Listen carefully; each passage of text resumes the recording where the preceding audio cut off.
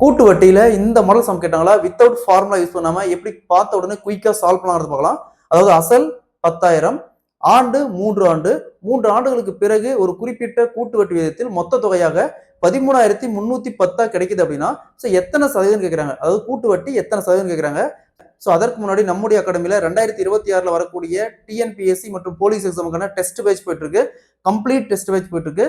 Test batch பத்தி உங்களுக்கு detail வேணும்னா மேல இருக்கிற நம்பருக்கு கான்டாக்ட் பண்ணுங்க. அசல் 10,000, அசல் 10,000, மொத்த தொகை 13,310. நெக்ஸ்ட் இந்த ரெண்டுக்கும் ரேஷியோ எடுங்க. இந்த ஜீரோவுக்கு இந்த ஜீரோ அப்படியே கேன்சல் பண்ணிடலாம். இதுக்கு மேல இது கேன்சல் பண்ற மாதிரி இது இல்லை. அப்ப என்ன இருக்குது பேலன்ஸ் 1000. அதே மாதிரி இங்க 1331. நெக்ஸ்ட் இங்க 3 வருஷம் சொல்லியிருக்காங்க. 3 வருஷம் சொன்னா இந்த வேல்யூ அப்படியே கியூப் ரூட் எடுக்கணும். 3 வருஷம் சொன்னா கியூப் ரூட் எடுக்கணும். இங்க 2 வருஷம் சொன்னாங்களா இதே கொஸ்டின்ல இங்க 2 வருஷம் சொன்னாங்களா இங்க ஸ்கொயர் ரூட் எடுக்கணும். 1000 ரூட்ல இருந்து எடுத்துமா 10, 1331 ரூட்ல எடுத்துமா 11. நெக்ஸ்ட் இந்த ரெண்டுக்கான டிஃபரன்ஸ் 11ல 10 போச்சுன்னா 1 வகுத்தல். இதுதான் அசலுக்கான ரேஷியோ. அப்ப 1 வகுத்தல் 10 இன்ட்டு சதவீதம் கேட்கறாங்க இன்ட்டு 100. 0 கேன்சல் பண்ணிடலாம். பேலன்ஸ் பார்த்தோம்னா 10. அப்ப 10%.